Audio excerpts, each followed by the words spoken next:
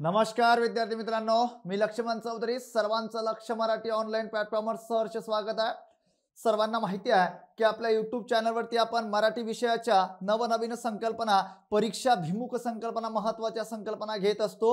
आज तुमच्यासाठी अतिशय महत्त्वाची नवीन संकल्पना घेऊन आलो आहे की उभयनिव्वय एकच पण विविध प्रकारांमध्ये त्याचा वापर केला जातो. यातला भाग एक काय तो आपण आधी अभ्यासला, म्हणून या उभयनिव्वयाचा अभ्यास पण आधीच्या लेक्चरमध्ये केलेला आहे. आजच्या लेक्चरमध्ये आपल्याला की या उभयनिव्वयाचा वापर करायचा आहे की आता यामध्ये हे उभयनिव्वय एकच आहे पण विविध प्रकारांमध्ये वापरले जाते. यावरती या घटकावरती प्रश्न बऱ्याचदा विचारले जातात. परीक्षा कोणतीही असो, कोणत्याही परीक्षेमध्ये यावरती प्रश्न येतो म्हणजे हे लेक्चर तुम्ही कोणत्याही परीक्षेचा अभ्यास करीत असाल तरी सुद्धा शेवटपर्यंत हे लेक्चर आवर्जून बघा. आता बघा, जाऊया आपण पुढे आणि आजच्या लेक्चरमध्ये की या उभयनिव्वयाच्या सर्व समावेशक संकल्पना आजच्या लेक्चरमध्ये आपण अभ्यासूयात. तर आता यामध्ये सर्वात पहिली महत्त्वाची गोष्ट आहे की हे उभयनिव्वय जे काही आहे तर या अव्ययाचा वापर विविध प्रकारांमध्ये केला जातो. मग कोणकोणत्या प्रकारांमध्ये केला जातो? यामध्ये सर्वात पहिला महत्त्वाचा प्रकार तो म्हणजे परिणामबोधक उभयनिव्वयामध्ये याचा वापर केला जातो. आता परिणामबोधक आपण म्हणून मध्ये सुद्धा परिणामबोधक म्हणजे म्हणून या उभयनिव्वयाचा परिणामबोधक मध्ये वापर केला जातो. विविध प्रकारांमध्ये वापर केला जात होता, पण आता की या उभयनिव्वयाचा सुद्धा परिणामबोधक मध्ये सुद्धा वापर केला जातो. दुसरी महत्त्वाची गोष्ट स्वरूपबोधक मध्ये सुद्धा स्वरूपबोधक उभयनिव्वयामध्ये सुद्धा की या उभयनिव्वयाचा वापर केला जातो. नंबर 3 मध्ये विकल्पबोधक उभयनिव्वयामध्ये सुद्धा की या उभयनिव्वयाचा वापर केला जातो. आणि 4 नंबर मध्ये महत्त्वाचा घटक तो म्हणजे संकेतबोधक. मग आता मित्रांनो, या चारही संकल्पना आपल्या क्लिअर असणं महत्त्वाचं आहे, कारण की अव्यय एकच आहे पण विविध प्रकारांमध्ये वापरलं जात आहे. मग या सर्वांमध्ये नेमका काय फरक असतो, येणारी उदाहरणं कशा पद्धतीची वेगवेगळ्या प्रकारची असतात, मग आलेली उदाहरणं कशा पद्धतीने ओळखावीत, म्हणून या चौघ संकल्पना आपल्या क्लिअर असणं महत्त्वाचं आहे. जोपर्यंत या चौघ संकल्पना क्लिअर होत नाही, ह्या 4 प्रकारांमध्ये येणाऱ्या सर्व संकल्पना आपल्या क्लिअर होत नाही, तोपर्यंत परीक्षेमध्ये विचारलेली जी प्रश्न आहे त्या प्रश्नांपर्यंत पोहोचणं थोडं अवघड होतं. मग आता प्रत्यक्ष आपण जाऊया की परिणामबोधक काय आहे, परिणामबोधकची उदाहरणं घेऊया. स्वरूपबोधक काय आहे, स्वरूपबोधकची उदाहरणं घेऊया. विकल्पबोधकची उदाहरणं घेऊया. संकेतबोधकची उदाहरणं घेऊया. ओके, चला मग आता जाऊया पुढे, मार्गस्थ होऊया. आता बघा, यामध्ये सर्वात पहिला प्रकार आहे तो म्हणजे परिणामबोधक उभयान्वयी अव्यय. आता परिणामबोधक उभयान्वयी म्हणजे काय, आधीच्या लेक्चरमध्ये सुद्धा ही संकल्पना आपण क्लिअर केलेली होती, पण आजच्या लेक्चरमध्ये संकल्पना तीच आहे पण अव्यय बदललेलं आहे. हा फरक आपल्याला लक्षात घेणं महत्त्वाचं आहे, कारण की परीक्षेमध्ये प्रश्न विविध उभयनिव्वयांवरती विचारलेली असतात. ओके, मग आता परिणामबोधक उभयनिव्वय म्हणजे काय, पहिल्या वाक्याचा परिणाम दुसऱ्या वाक्यातून स्पष्ट होतो त्यास काय म्हणतात, परिणामबोधक उभयान्वयी अव्यय असे म्हणतात. म्हणजे पहिल्या वाक्याचा जो परिणाम तो दुसऱ्या वाक्यातून स्पष्ट होत असतो त्याला मराठीमध्ये परिणामबोधक उभयनिव्वय असे म्हणतात. बघा, आता पहिलं उदाहरण आहे, खूप चांगला अभ्यास केला की नोकरी लागते. म्हणजे बघा, आता 2 वाक्य आहेत. पहिलं वाक्य आहे खूप चांगला अभ्यास केला, हे पहिलं वाक्य स्वतंत्र आहे. त्यानंतर या अभ्यासाचा परिणाम कशावरती होतोय, तर अभ्यासाचा परिणाम होतोय नोकरी लागण्यावरती. म्हणजे अभ्यास केल्याचा जो परिणाम आहे तो परिणाम सरळ सरळ इथनं स्पष्ट होतोय की लवकर नोकरी लागते. म्हणजे खूप अभ्यास केला की नोकरी लागते, हे त्रिकालवादी सत्य आहे मित्रांनो, बरोबर ना. म्हणजे आपण अनुभवतोय स्पर्धा परीक्षेमध्ये या सर्व गोष्टींचा अनुभव आपण घेतोय की खूप चांगला अभ्यास केला की नोकरी लागते, म्हणजे हा झाला परिणाम. म्हणजे इथं वापरलेलं जे उभयनिव्वय आहे हे परिणामबोधक आहे.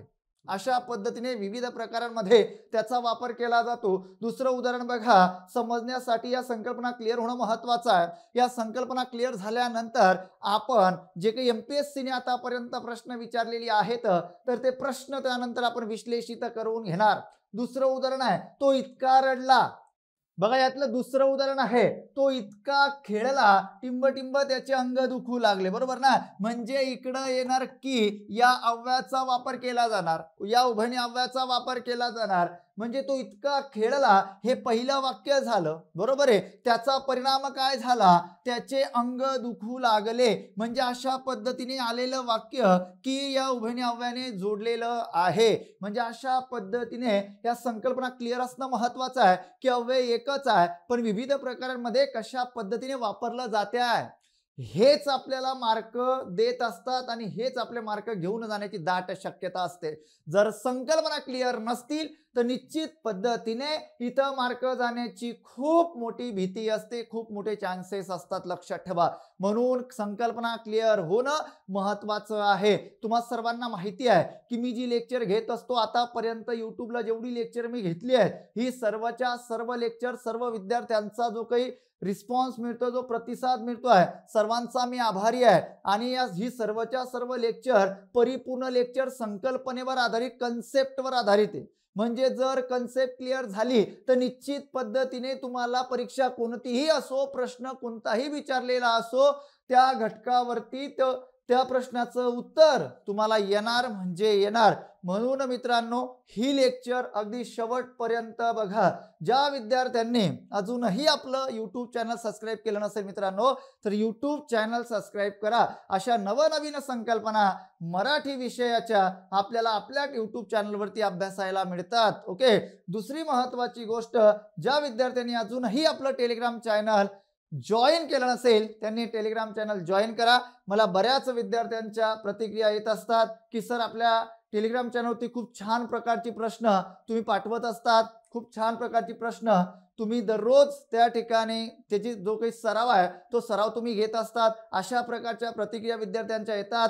सर्वांचा मी आभारी आहे मित्रांनो. आता जर ज्या विद्यार्थ्यांनी अजूनही आपलं टेलिग्राम चॅनल जॉईन केलं नसेल त्यांनी टेलिग्राम चॅनल जॉईन करा, लक्ष मराठी अकॅडमी. ओके. चला जाऊया आपण पुढच्या प्रकाराकडे. आता दुसरा प्रकार आहे स्वरूपबोधक उभयनिय अव्यय. आता स्वरूपबोधक म्हटल्यानंतर या प्रकारामध्ये सुद्धा की या उभयनिय अव्ययाचा वापर केला जातो किंवा हे उभयनिय अव्यय वापरले जाते. मी तुम्हाला सांगतोय की अव्यय एकच आहे पण विविध प्रकारांमध्ये त्याचा वापर केला जातोय. मग आता स्वरूपबोधक म्हणजे काय असतं, पहिल्या वाक्याचे किंवा शब्दाचे स्वरूप दुसऱ्या वाक्यातून स्पष्ट होते त्यास टिंब असे म्हणतात. तर त्यास काय म्हणतात मित्रांनो, स्वरूपबोधक. स्वरूपबोधक उभयनिय अव्यय असे म्हणतात. म्हणजे ही संकल्पना आपली क्लिअर असणं महत्वाचं आहे की जे पहिलं वाक्य आलेलं असतं किंवा पहिला शब्द आलेला असतो त्याचं स्वरूप दुसऱ्या वाक्यातनं स्पष्ट होणं म्हणजे स्वरूपबोधक उभयान्वयी अव्यय होय.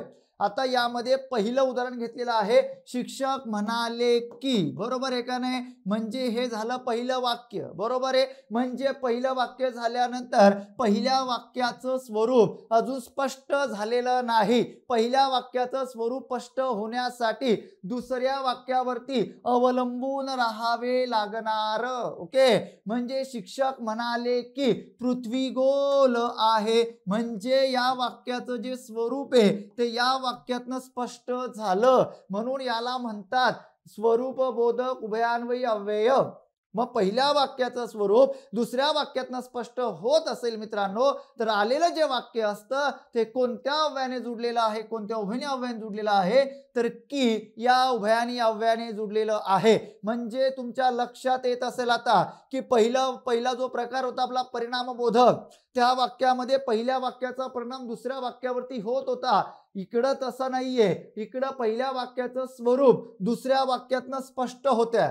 आता काही उदाहरणं घेतल्यानंतर तुमच्या लक्षात येणार की कशा पद्धतीने या सर्वच्या सर्व गोष्टी आपण कशा पद्धतीने लक्षात ठेवायच्या. ओके. त्यानंतर दुसरं उदाहरण आहे, आई म्हणाली टिंब मी आल्यावर तुला बाजारात नेईन. इकडं येणार की. बरोबर. आई म्हणाली की मी आल्यावर तुला बाजारात नेईन. म्हणजे इकडं पहिल्या वाक्याचं स्वरूप दुसऱ्या वाक्यातनं काय होतंय तर दुसऱ्या वाक्यातनं स्पष्ट होतंय. अशा प्रकारची रचना ही कसली असते? स्वरूपबोधक उभयान्वयी अव्ययाची असते, लक्षात ठेवा. म्हणजे पहिल्या वाक्याचं स्वरूप दुसऱ्या वाक्यातनं स्पष्ट होत असते. हा झाला दुसरा प्रकार. दुसऱ्या प्रकारामध्ये वापरलेला की अशा पद्धतीने अर्थबोध आपल्याला करून देतोय. या सर्व संकल्पना आधी क्लिअर होणं महत्वाचं आहे आणि या क्लिअर झाल्यानंतर मग उत्कृष्ट पद्धतीने आपल्याला दिलेली जी प्रश्न आहे त्या प्रश्नांची उत्तरं आपल्याला सोडविता येतील. पेपर कोणताही असो, परीक्षा कोणतीही असो, आपल्याला तिथं उत्तर आलं पाहिजे. बघा आता पुढचा प्रकार आहे तो म्हणजे विकल्प बोधक. कोणता आहे? विकल्प बोधक. विकल्प बोधक तुम्हा सर्वांना माहिती आहे की इकडं या प्रकारामध्ये काय आलेला असतो? पर्याय आलेला असतो, बरोबर. म्हणजे ज्या वाक्याच्या रचनेवरून हे किंवा ते, बरोबर, हे किंवा ते दोन्ही पैकी एक अशा प्रकारची रचना ज्या ठिकाणी असते, दोन्ही पैकी एक अशा प्रकारच्या रचनेचा अर्थ जे अव्यय प्रकट करतात त्यांना विकल्प बोधक उभयनिय अव्यय असं म्हटलं जाते मित्रांनो. म्हणजे हे किंवा ते दोघांपैकी एक अशा प्रकारची रचना ज्या ठिकाणी आलेली असते ती म्हणजे कसली असते? विकल्प बोधक उभयान्वयी अव्ययाची असते. पहिलं उदाहरण बघा, तुला चहा हवी की कॉफी हवी? बरोबर आहे ना. म्हणजे इथं दोन गोष्टी आहे, तुम्हाला चहा घ्यायचा आहे का कॉफी घ्यायची आहे, दोघांपैकी एकच पर्याय उपलब्ध आहे. मग ज्या ठिकाणी पर्याय आला तो असतो विकल्प बोधक उभयान्वयी अव्यय. लक्षात ठेवा. अतिशय सोप्या संकल्पना आहे. हे प्रकार आपण बऱ्याचदा अभ्यासल्यात, पण हे लेक्चर घेण्यामागचं कारण एकच आहे की ज्या पद्धतीने परीक्षेमध्ये ज्या पद्धतीने विद्यार्थ्यांचा गोंधळ होतो, ज्या पद्धतीने विद्यार्थ्यांचे मार्क्स त्या ठिकाणी जातात, तर मार्क जाता कामा नये, गुण जाता कामा नये, त्यासाठी या सर्व संकल्पना मी आपल्या YouTube चॅनलवरती घेतोय मित्रांनो. आता दुसरं उदाहरण यातलं, तुला घर हवे की शेत हवे? बघा इकडं सुद्धा की आलेला आहे, तिकडं सुद्धा की आलेला आहे, बरोबर आहे ना. म्हणजे अशा प्रकारे आपल्याला माहिती असणं गरजेचं आहे मित्रांनो. या संकल्पना क्लिअर होणं महत्वाचं आहे. अगदी सोप्या भाषेमध्ये या सर्वच्या सर्व संकल्पना क्लिअर करा. ओके. आणि तुम्हाला जर लेक्चर खरंच आवडत असेल तर लाईक करा, जास्तीत जास्त शेअर करा आणि कोणत्या घटकाची लेक्चर घेतली पाहिजे तेही कमेंट्स मध्ये मला सांगा. आपण आता YouTube चॅनलवरती आपल्या ज्या काही प्रश्नपत्रिका आतापर्यंतच्या झालेल्या त्यातल्या काही प्रश्नपत्रिकांचं विश्लेषण मी आपल्या YouTube चॅनलवरती घेणार. ओके. तोही बेनिफिट तुम्हाला खूप मोठ्या प्रमाणामध्ये होणार.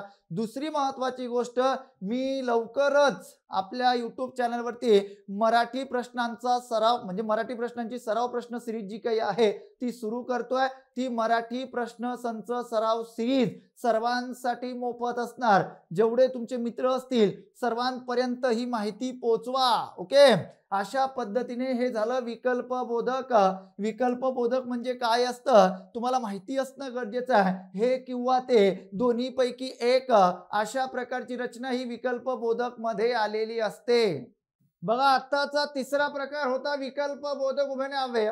या उभयनिय अव्ययाची आपण परिपूर्ण जी काही माहिती आहे, परिपूर्ण जी काही संकल्पना आहे ती उत्कृष्ट पद्धतीने क्लिअर करून घेतली, बरोबर आहे. आता आपण पुढच्या प्रकाराकडे मार्गस्थ होऊया. 4 नंबर. आता त्याच्या आधी पुढच्या प्रकाराकडे जाण्याच्या आधी थोड्याशा जाहिरातीकडे येऊया. ओके. कारण की जाहिरात होणं सुद्धा अतिशय महत्वाचं आहे मित्रांनो. जोपर्यंत जाहिरात होणार नाही तोपर्यंत तुम्हाला सुद्धा कळणार नाही की कोणकोणत्या बॅचेस सरांच्या आहेत, बरोबर का नाही. तर मित्रांनो आता आपण संपूर्ण बॅचेस ज्या काही MPSCच्या त्या संपूर्ण बॅचेस लॉन्च केलेल्या आहेत. बघा आता यामध्ये सर्वात पहिल्यांदा आहे राज्यसेवा मुख्य परीक्षेची बॅच. ती आहे फक्त 1699 मध्ये. ओके.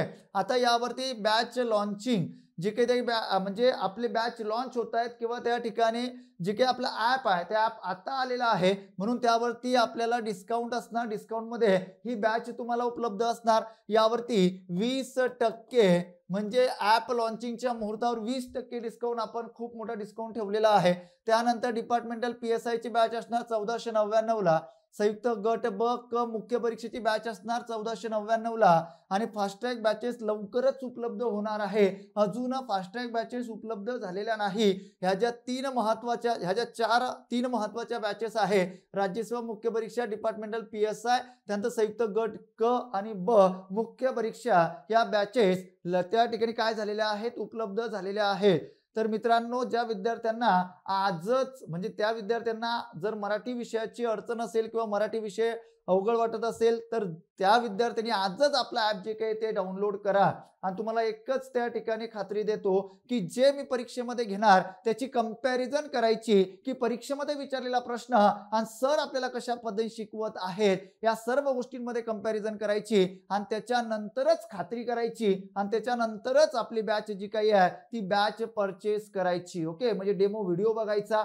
डेमो व्हिडिओ बघितल्यानंतर तुमच्या लक्षात येईल की सर कशा पद्धतीने घेतात आणि युट्यूबला सुद्धा आपली बरीचशी लेक्चर आहे त्यावरूनही तुमच्या लक्षात येणार की संकल्पना कशा पद्धतीने क्लिअर होत आहेत. ओके, कारण की दुसरी महत्वाची गोष्ट काय आहे, तुम्ही जी फी भरणार त्या फीचा परिपूर्ण मोबदला तुम्हाला मिळाला पाहिजे आणि त्यासाठी परिपूर्ण जबाबदार मी असणार. परिपूर्ण संकल्पना क्लिअर करून देण्याची जबाबदारी माझी असणार मित्रांनो. ओके, आणि तुम्हाला काही अडचण असेल मराठी विषयासंदर्भात तर हा माझा मोबाईल नंबर आहे 9096755652 या मोबाईल नंबरवर तुम्ही कॉल करू शकतात. ओके, तर लवकरात लवकर जास्तीत जास्त मित्रांपर्यंत ही माहिती पोहोचवा.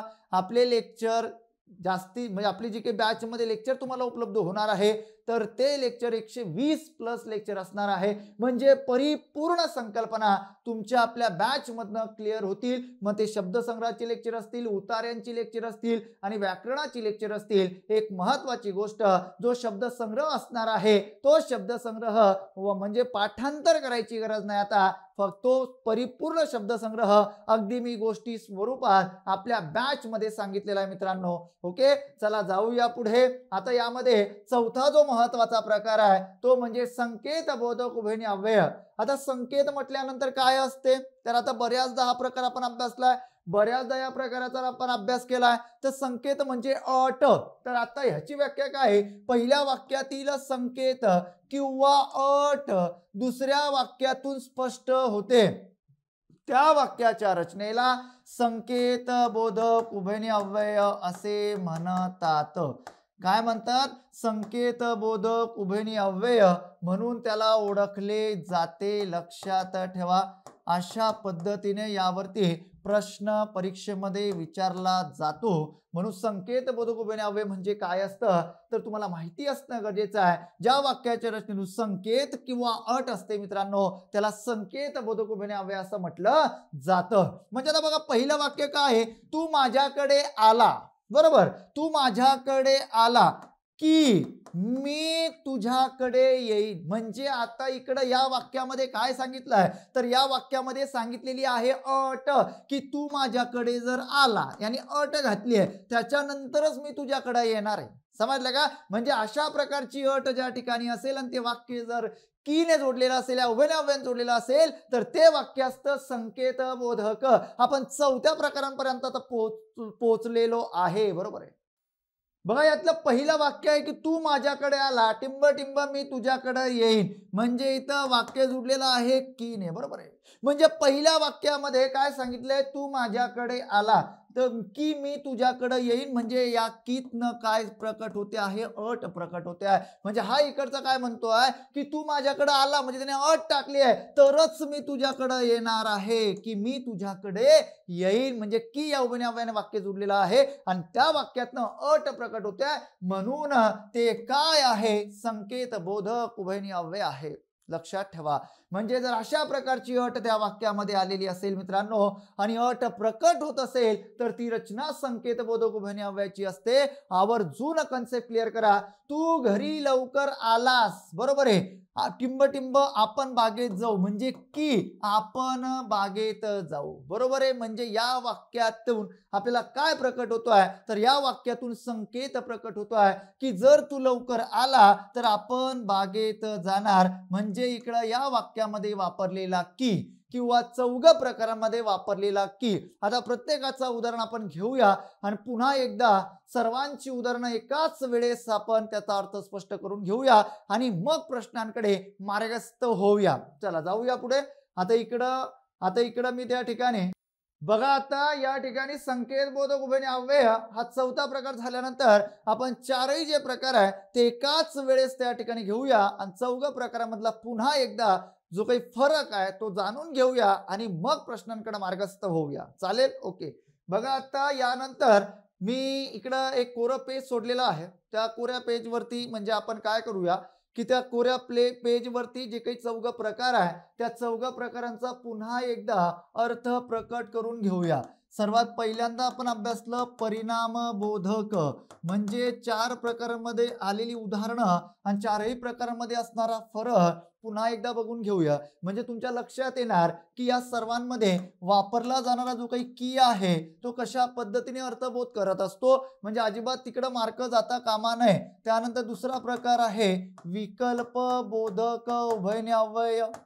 तिसरा प्रकार आहे तो म्हणजे स्वरूप बोधक उभयन्याव्यय स्वरूप बोधक. आणि चौथा प्रकार आहे तो म्हणजे कोणता संकेत बोधक. या 4 प्रकारांमध्ये आपण कीचा अभ्यास केला मित्रांनो. या चौघ प्रकारांमध्ये येणारी जी काही वाक्य आहे ती वेगवेगळ्या प्रकारची होती बरोबर. यामध्ये सर्वात पहिलं वाक्य मी तुम्हाला सांगितलेलं होतं खूप अभ्यास केला की नोकरी लागते बरोबर. हे एक वाक्य इथं घेतलेलं होतं. या वाक्यामध्ये आलेलं हे की उभयन्याव्याने वाक्य काय आलेलं आहे जुडलेलं आहे. म्हणजे इकडं आलेलं हे परिणाम बोधक आहे ते कशा पद्धतीने आहे ते कारण की पहिलं वाक्य की खूप अभ्यास केला हे पहिलं वाक्य स्वतंत्र आहे. मग या प्रकारामध्ये पहिलं वाक्य स्वतंत्र असते दुसरं वाक्य स्वतंत्र असते. पहिल्या वाक्याचा परिणाम दुसऱ्या वाक्यावरती होत असतो. म्हणजे पहिल्या वाक्यामध्ये केलेली जी कृती असते त्या कृतीचा परिणाम दुसऱ्या वाक्यावरती झालेला असतो. आपण याचा अर्थ स्पष्ट केला. मग इकडं केलेला अभ्यास इकडे लागलेली नोकरी. इकडे या थोडस विकल्प बोधक मध्ये आपण इकडे उदाहरण घेतलेलं होतं. तिकडचीच उदाहरणं मी थोडी इकडे घेतोय. उदाहरणं बदलवत नाहीये कारण की तुमच्या जास्तीत जास्त चांगल्या पद्धतीने संकल्पना काय होतील क्लिअर होतील. आता इकडे आपण काय घेतलेलं होतं तुला चहा हवा की कॉफी हवी. बघा आता इकडं मी तुम्हाला सांगितलं काय असतं इकडं तर विकल्प बोधक मध्ये पर्याय असतो. इकडं सुद्धा आलेला की आहे. या चौघांमध्ये कशा पद्धतीने फरक आहे पुढे आपल्याला आता प्रश्न घ्यायचे त्याचं विश्लेषण करून घ्यायचं आहे. आता इकडं स्वरूप बोधक मध्ये पहिल्या वाक्याचं स्वरूप दुसऱ्या वाक्यातून स्पष्ट होते. मग आता यामध्ये मी तुम्हाला सांगितलेलं होतं पहिलं उदाहरण गुरुजी म्हणाले की बरोबर का नाही. गुरुजी म्हणाले. आता गुरुजी काय म्हणाले माहिती आहे का नाही. पण या ठिकाणी आलेलं जे वाक्य आहे गुरुजी म्हणाले की पृथ्वी गोल आहे. अशा प्रकारे वाक्याचं स्पष्टीकरण झालंय. म्हणजे गुरुजी काय म्हणाले हे दुसऱ्या वाक्यातनं स्पष्ट होत्या. म्हणजे हे झालं इकडं वापरलेला जो की आहे तो स्वरूप बोधक उभयन्याव्यय आहे. चौघांमध्ये नेमका कशा पद्धतीचा फरक आहे या सर्व गोष्टी इकडे आपल्या क्लिअर होत आहेत. आणि 4 नंबरचा प्रकार आहे तो म्हणजे संकेत बोधक. संकेत बोधक मध्ये काय आलेली असते संकेत बोधक मध्ये अट किंवा एखादा संकेत आलेला असतो बरोबर आहे. म्हणजे इकडं आपण उदाहरण बघितलेलं होतं. नंबर 1 चं उदाहरण बघा तू माझ्याकडे आला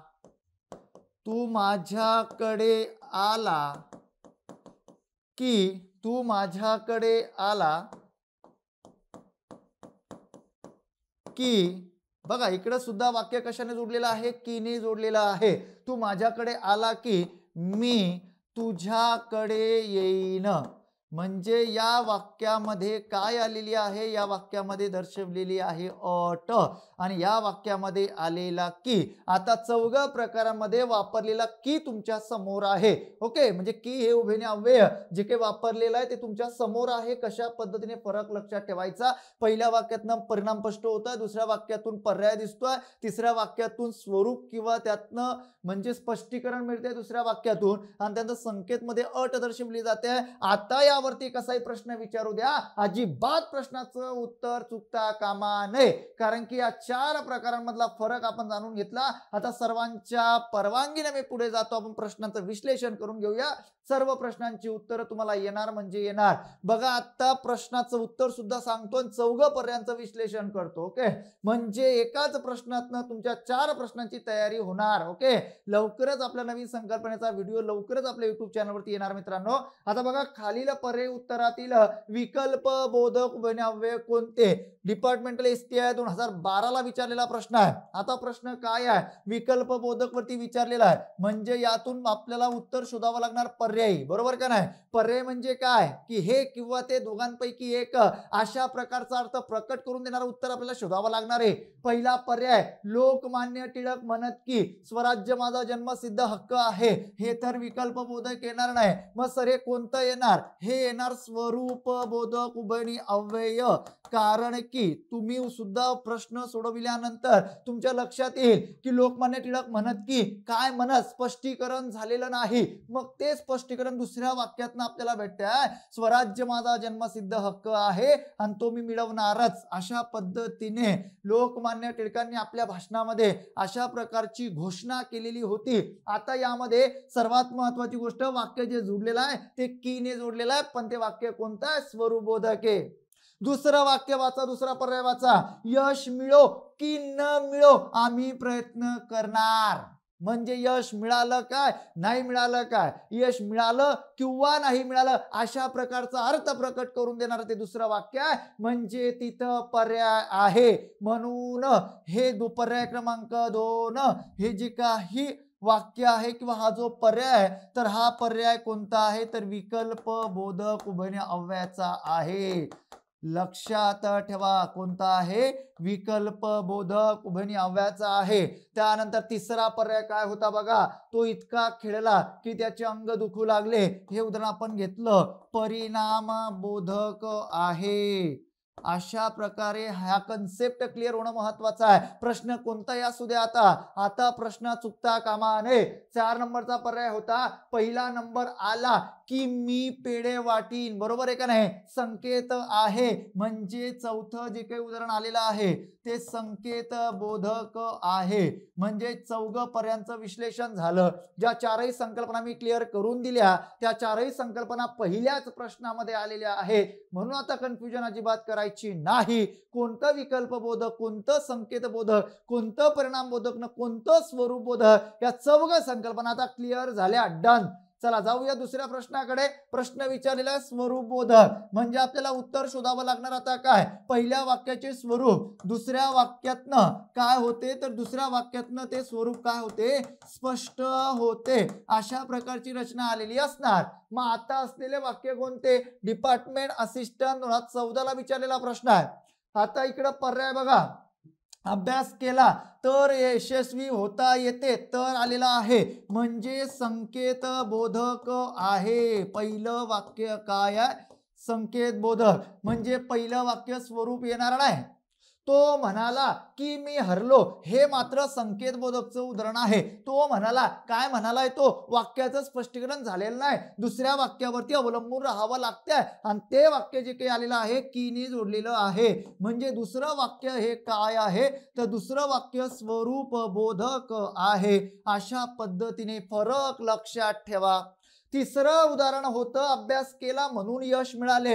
हे जे तिसरं वाक्य आहे म्हणून वाक्य जोडलेलं आहे, ते म्हणून असू द्या, काही अडचण नाही. तिसरं वाक्य हे परिणाम बोधक आहे.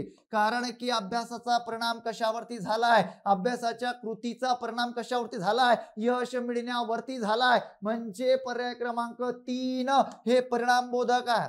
4 नंबरचा पर्याय होता, त्याला यश मिळाले कारण त्याने अभ्यास केला. चौथं जे काही उदाहरण आलेलं आहे ते कारणने जुडलेलं आहे, म्हणजे कारण बोधक उभयनिष्ठ अव्यय या प्रकारातील ते आहे. आपल्याला चौघ पर्यायांचं स्पष्टीकरण माहिती असलं पाहिजे.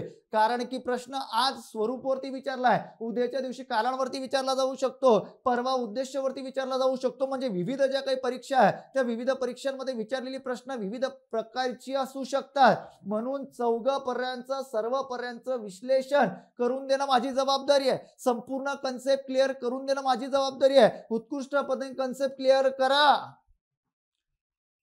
बघा आता 3 नंबरचा प्रश्न आहे, खालील पर्यायी उत्तरातील स्वरूप बोधक उभयनिष्ठ अव्ययाचं उदाहरण ओळखा.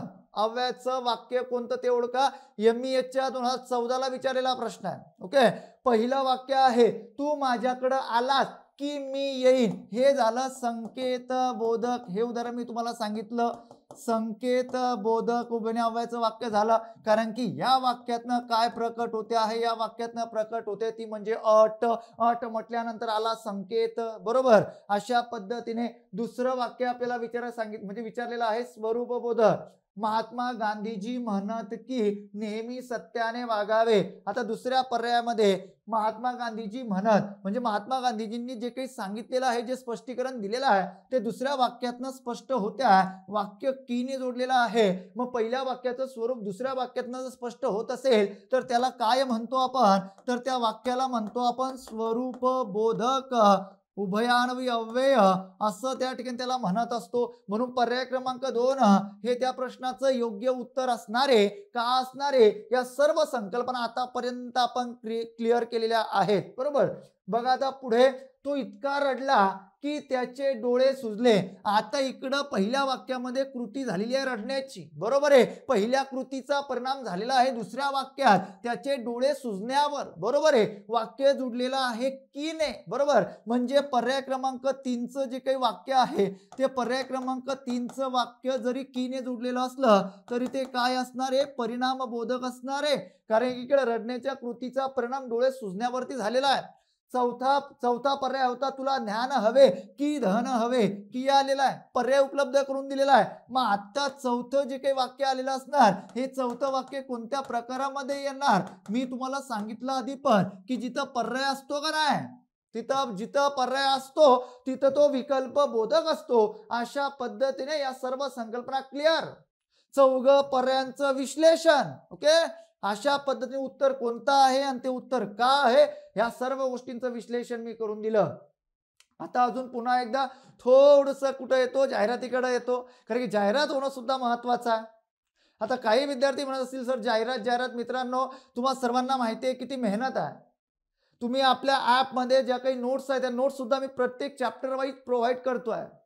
त्या नोट्समध्ये असलेलं कंटेंट, परीक्षेमध्ये विचारलेली प्रश्न, या दोघं गोष्टींचं मी तुम्हाला नेहमी सांगतो कंपॅरिझन करा की कशा पद्धतीने प्रश्न विचारले जात आहे. ह्या परीक्षेचं बदलतं स्वरूप समोर ठेवता ह्या सर्व गोष्टी त्या ठिकाणी कराव्या लागतात मित्रांनो. या सर्व गोष्टींची म्हणजे या सर्व घटकांची लेक्चर घ्यावी लागतात, त्या पद्धतीने नोट्स त्या ठिकाणी द्याव्या लागतात की मराठी व्याकरणाचं हे बदलतं स्वरूप लक्षात घेता. आता ह्या सर्व ज्या काही बॅचेस आहे तर या सर्व बॅचेस आधीच्या बॅचेस होत्या फक्त MPSCच्या होत्या. आता या सर्व बॅचेस TCS आणि IBPS सरळ सेवेचे जे काही पेपर आहे, आगामी काळामध्ये होणारे जे काही पेपर आहे, तर त्या पेपरमध्ये जे काही त्या ठिकाणी मराठी असणारे तर ते मराठी TCS IBPS कडनं ते पेपर कंडक्ट केले जाणारे, त्यामधलं मराठी थोडं वेगळ्या पद्धतीचं असणारे. म्हणून त्यावर आधारित या सर्व बॅचेस आपण लॉन्च केल्या आहे. त्या बॅचेस सुद्धा आता आपल्या ॲपमध्ये उपलब्ध आहे. आणि दुसरी एक महत्त्वाची गोष्ट मला सांगायची राहिली की नोट्स तर तुम्हाला उपलब्ध होणारच आहे, पण अजून एक महत्त्वाची नोट्स अशी असणार आहे, फ्लो चार्ट मध्ये नोट्स असणार आहे. ज्या विद्यार्थ्यांना आपली नोट्स हवी आहे त्यांनी आजच आपला ॲप डाउनलोड करा, लक्ष Marathi academy, okay. App download करा. ती नोट्स फ्लो चार्ट मध्ये असणार आहे की समजा उद्याच्या दिवशी तुमचा पेपर आहे तर लगेच आदल्या दिवशी तुम्ही परिपूर्ण जे व्याकरण आहे मराठी व्याकरण, ते मराठी व्याकरण शब्द संग्रह तुम्ही आदल्या दिवशी परिपूर्ण काही वेळातच ते तुम्ही रिवाइज करू शकतात. हे त्या नोट्सचं महत्व आहे, ओके. मग आता सर्वात पहिल्यांदा स्पेशल तलाठी भरतीची बॅच आहे TCS IBPSच्या माध्यमावर किंवा त्या पॅटर्नवर आधारित ती बॅच आहे. त्यामध्ये आतापर्यंत जे काही TCS IBPSने घेतलेली प्रश्न आहे किंवा जे काही पेपर आहे जे पेपर आतापर्यंत म्हणजे PMCचा पेपर झाला असेल, म्हाडाचा पेपर झाला असेल, त्या पेपरमध्ये आतापर्यंत TCS IBPSने जे काही प्रश्न विचारले आहे त्या प्रश्नांचं विश्लेषण सुद्धा मी या बॅचेस मध्ये घेतलेलं आहे. पोलीस भरतीसाठी स्पेशल बॅच आहे, प्रत्येक परीक्षेसाठी स्पेशल बॅच आहे. कारण की आता TCS IBPS मध्ये जेव्हा तलाठीचा पेपर होणार आहे, तलाठी परीक्षेसाठी तुम्हाला उतारा असणार आहे, तो पोलीस भरतीसाठी नसणार आहे. म्हणजे इकडे तुम्हाला 65+ लेक्चर असणार आहे, पोलीस भरतीसाठी तुम्हाला त्याच्यापेक्षा कमी लेक्चर असणार आहे, 55+ लेक्चर असणार आहे. त्यानंतर वनरक्षक स्पेशल भरतीची बॅच असणार आहे. त्या परीक्षेला विचारलेल्या प्रश्नांचं विश्लेषण प्रत्येक बॅच मध्ये मी घेतलं आहे. TATची बॅच किंवा टेटची बॅच असणार आहे. स्टेनो विद्यार्थ्यांसाठी स्पेशल बॅच मी बनवलेली आहे, त्या प्रश्नांचं विश्लेषण सुद्धा घेतलेलं आहे आवर्जून त्या ठिकाणी. आणि बॅचेची फी जास्त नाही आहे मित्रांनो, फक्त 999, 1050, 1000, त्यावरतीही 20% डिस्काउंट आहे, बरोबर आहे. अजून किती त्या ठिकाणी म्हणजे किती त्या ठिकाणी डिस्काउंट द्यायचा, बरोबर का नाही? तर मित्रांनो एवढा डिस्काउंट दिलेला आहे आणि खूप मोठ्या प्रमाणामध्ये प्रत्येक लेक्चरसाठी प्रत्येक बॅचसाठी खूप मोठी मेहनत त्या ठिकाणी घ्यावी लागते. त्यानंतर तांत्रिक सेवा पूर्व परीक्षेसाठी 999 ची बॅच आहे. इतर सरळ सेवा परीक्षेसाठी 1030 ची बॅच आहे. माहिती इतर सरळ सेवेमध्ये काय, तर इतर जी काही पदं आहेत, मग आता विस्तार अधिकारी असेल किंवा ग्रामसेवक असेल किंवा इतर जी काही पदं आहेत, तर त्या पदांसाठी सुद्धा आपली स्पेशल मराठीची बॅच असणार आहे. अंगणवाडी सेविका किंवा पर्यवेक्षिकेसाठी सुद्धा 1130 रुपयामध्ये बॅच असणार आहे. आणि ह्या सर्व बॅचेस आपल्या रेकॉर्डेड बॅचेस आहे आणि तुम्हाला 6 महिने एका बॅचची व्हॅलिडिटी असणार आहे. एक लेक्चर तुम्हाला 3 वेळा बघता येणार आहे. तुम्ही एकदा जरी लेक्चर बघितलं तरी कन्सेप्ट क्लिअर होऊन जाणार, 3 वेळा बघण्याची गरज पडणार नाही. एवढा आत्मविश्वासाने मी तुम्हाला का सांगतोय, कारण की त्या पद्धतीने मी कन्सेप्ट क्लिअर करतोय. ओके. आणि अजून एक महत्त्वाचं सांगायचं की ज्या विद्यार्थ्यांनी अजूनही आपलं YouTube चॅनल सबस्क्राईब केलं नसेल तर त्यांनी सबस्क्राईब करा. ओके. चला जाऊया पुढे, पुढच्या प्रश्नाकडे मार्गस्थ होऊया. आता बघा 4 नंबरचा प्रश्न आहे, लांबचा प्रवास बसने करावा की कारने? इथं आला पर्याय. पर्यायाला म्हणजे काय विचार करायची गरज नाही. पर्यायाला आल्यानंतर काय असतं, ते पर्याय आल्यानंतर विकल्प बोधक असतं, बरोबर आहे का? म्हणजे पर्याय क्रमांक 1च, बरोबर आहे. म्हणजे तिथं पर्याय आला म्हणजे पर्याय क्रमांक 1 विकल्प बोधक उभयनिय अव्यय. अशा प्रकारे कोणत्या परीक्षेला विचारलेला प्रश्न होता? STI मुख्य 2016 ला विचारलेला प्रश्न होता. म्हणजे बघा आपण बघतोय की या उभयनिय अव्ययावरती कशा पद्धतीची प्रश्न आतापर्यंत विचारली गेली आहेत आणि कशा पद्धतीने आपल्याला उत्तर जमतात का नाही जमतायत ते तुम्ही आता स्वतः त्याचा शोध घ्यायचा आहे, बरोबर आहे. मला असं वाटतं सर्वांना उत्तर येत असावीत, सर्वांना उत्तर जमत असावीत. कमेंट्स मध्ये मला सांगायचं आहे. ओके. बघा आता 5 नंबरचा प्रश्न आहे, पुढील वाक्यातील की उभयनिय अव्ययाचा बघा आता 5 नंबरचा प्रश्न काय, पुढील वाक्यातील की उभयनिय अव्ययाचा प्रकार ओळखा. आता स्टेनो भरतीच्या बॅचला 2018 ला विचारलेला प्रश्न आहे, बरोबर आहे. प्रेम केले की कविता सुचते, बरोबर आहे. आता इथं वाक्य जे काही आहे तर ते वाक्य की ने जोडलेलं आहे. यामध्ये सर्वात महत्वाची गोष्ट आहे की हे जे वाक्य आलेलं आहे तर हे वाक्य संकेत बोधक आहे. आवर्जून कन्सेप्ट क्लिअर करायची.